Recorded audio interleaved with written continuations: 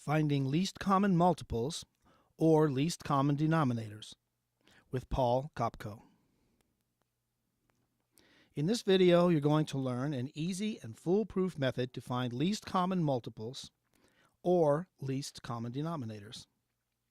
A least common multiple is the smallest number that a target number can divide into. If your target numbers are on the bottoms of fractions, in other words, denominators, then we're talking about least common denominators. But the method I'm going to show you is exactly the same for both. Let's say we're given a problem of finding the least common multiple of 54 and 36. 54 and 36. So we want to find the smallest number that these two numbers will divide into. Now, first we're going to follow the 5 steps from this method over here. The first step says to use the string factoring method on each term. Now, the way that works is this. We draw what looks almost like an upside down division symbol here, which is like this. And actually what we're doing is kind of dividing upside down. We see that this number is even, so we try to find the smallest number that we can divide into this. And it turns out that because it's even, we can divide 2. 2 into 54. 2 into 5 is 2. 2 times 2 is 4. 5 minus 4 gives us a 1 right here. And so that gives us 14. So 2 into 14 is 7. Now we try to find the lowest number that will divide into this. And we can't use 2 because it's not even, but it looks like we can use 3. 3 into 27 is 9. And again, we want to find a number that can divide into 9, and it looks like 3 will work again. 3 into 9 is 3. Okay, now let's do the same process here for 36. It's even, so we can do 2 again to start with. 2 into 36, 2 goes into 3 once. 1 times 2 is 2. 3 minus 2 is a little 1 again. And so we have a 16. 2 into 16 is 8. Still even, so we can divide by 2. 2 into 18 is 9. And here we go with 9 again, which means we divide 3 into 9, and we get 3. So this is step 1 up here. Use the string factoring method on each term. Now we're going to go to step 2. And step 2 tells us to list out each string of factors. Now let's see what that means. It means first we're going to take our first number that we have in our problem here, which is 54. And we're going to list out the string of factors that we developed over here. So we have a 2. That's this one.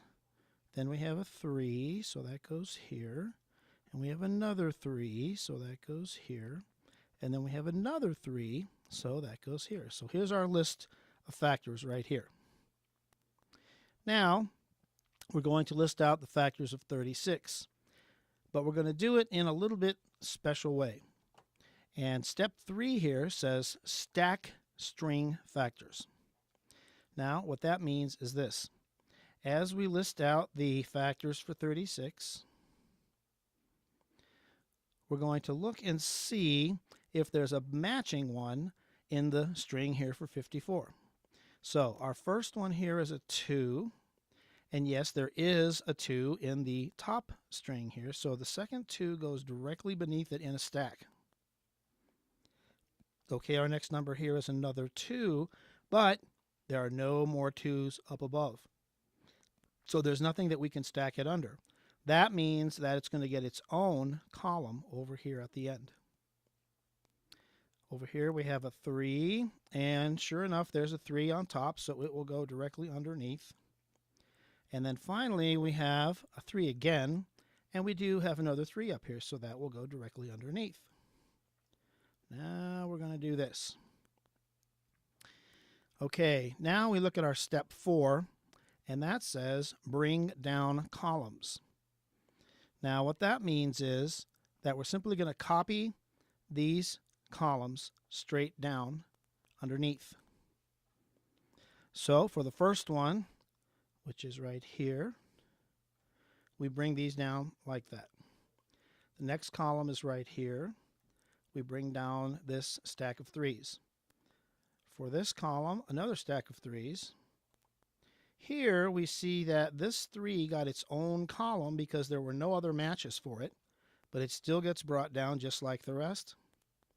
And the 2 here has its own column as well, so that gets brought down the same way. Now step 5 says to multiply the factors together, and that just means this. We put multiplication dots in between here, which means to multiply these guys together, and we get our equals out here. So let's see, we need to multiply 2 times 3, take that answer, multiply it by 3, take that answer, multiply it by 3, take that answer, multiply it by 2. However, we could go ahead and combine these factors in maybe a little bit easier fashion. For example, like this. Here's 2 times 2, which is 6. Here's 3 times 3, which is 9. Then if we want, we can multiply 9 times 6. 6 times 9 is 54. And then our last factor here is the 2. So we could go ahead and multiply 2 times 54 for our final answer. And 2 times the 4 is 8. And 2 times the 5 is 10. And there's our final answer, 108. So what does this mean? This means that for the numbers 54 and 36, 108 is a least common multiple. That means that 54 can divide into 108. In fact, it divides in twice, as we see right here, 2 times 54. But it means also that 36 can divide into 108. And if we take a look here, suppose we do this. If we multiply 36 by 3, 3 times 6 is 18. Put down the 8, carry the 1. 3 times 3 is 9, plus the 1 is 10. So sure enough, 36 divides into 108 also 3 times. So this is a foolproof method that will always work. And these are the 5 steps to carry out. First of all, we use the string, what I call the string factoring method, which is kind of like upside down division. And you develop here a string of the lowest possible numbers, or in other words, prime numbers, that can be divided into your target number up here. And then we do the same thing for here. If you have 3 numbers, you would do another number and do another string. Then you would list out each string of factors that you found up here. The first string you would just copy right out. But in the succeeding strings, whether you have just one more string like we had here for 36, or whether you have many other strings, each time you list out those strings, if there's a matching factor that's already there, you would put it underneath to create a stack. If there's not a matching factor, then it gets its own column out here at the end. Then number 4 up here says bring down the columns, which means just go ahead and copy these guys all down. And finally, multiply factors together. Just means that once you get these guys at the bottom, multiply them all the way across, and you will get your least common multiple.